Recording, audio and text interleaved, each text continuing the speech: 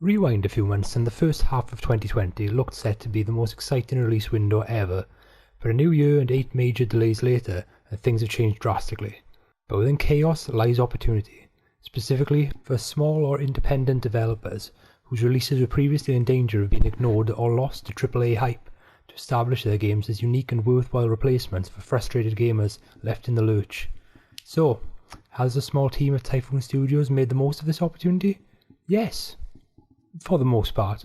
Adding a novel twist to a worn premise, Journey to the Savage Planet follows an intrepid astronaut who, in his mission to seek a viable planet for humankind, finds himself stranded on a strange world called ARY26. Not because of a crash landing, or after following a strange distress beacon, but because his comically unscrupulous employer has only provided enough fuel and supplies for the one-way trip, assuming employees will figure the rest out for themselves. It's now up to the player to explore their surroundings, catalogue the flora and fauna, and find out whether ARY26 can become humanity's new home. More so than anything else, the trait that makes this game feel so unique is its sense of humour. From the outset, players are besieged with satirical advertisements that alternate between bizarrely hilarious and hilariously bizarre, with more subtle jokes like the often brilliant descriptions of newly scanned creatures littered throughout the adventure. But without doubt, the most prized comedic gem on offer is Echo, your companion AI. Think GLaDOS if she had spent a decade working in customer service, and that's Echo, delivering barbs and smack talk with cheer and reassurance as if everything about your situation is perfectly normal. It really doesn't take long to realise who the true star of this game is. And if you want to see for yourself what makes it so great, be sure to check out our video highlighting the 7 funniest moments throughout the entire game.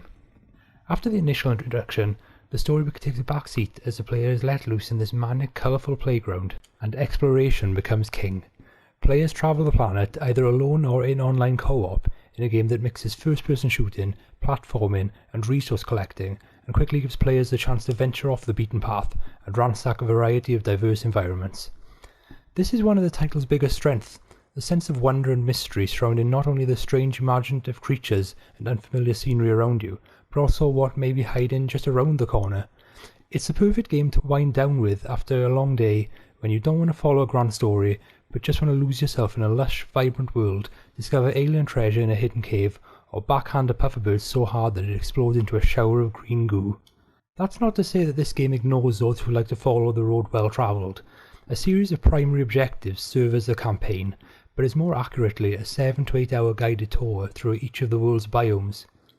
The aim here is to collect new elements which can be used in conjunction with other resources to craft new gear such as a grapple tether and jet thrusters.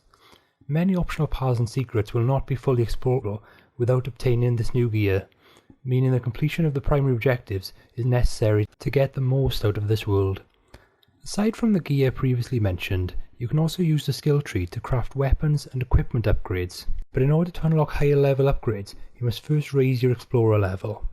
To achieve this, you must carry out feats such as kill so many ground-based enemies while they are airborne, or kill so many enemies in one alpha pufferbird explosion. This can be a source of frustration because it means that you are unable to upgrade your equipment past rank 1 through discoveries or advancing the story.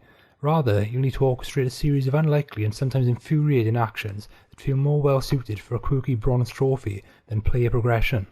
Platforming and traversal is fun and varied once gear upgrades are obtained, and while many of the planet's creatures are docile, others underline why it's not called Journey to the Planet of Colourful Punching Bags and provide some engaging, fast-paced encounters. However, it's in the execution of its biggest battles that the game really falls flat. All 3 of the game's bosses seem to have graduated from Boss University with a specialty in giant glowing weak points, and 2 of them will test your patience more than your skill. One due to the tedium of trying to find all the weak points scattered around its colossal torso, and the other just due to the sheer number of weak points that you need to hit, all while fighting off underlings and navigating treacherous platforms. When playing to its strength, the aspects that have been highlighted in previews like exploration, warmth, humour, this game delivers like an Amazon drone. However, when trying to crowbar in unexpected tropes, skill trees, showdowns with towering boss monsters, the cracks start to show. It may not be perfect, but Journey to the Savage Planet is ambitious, hilarious, and a whole lot of fun.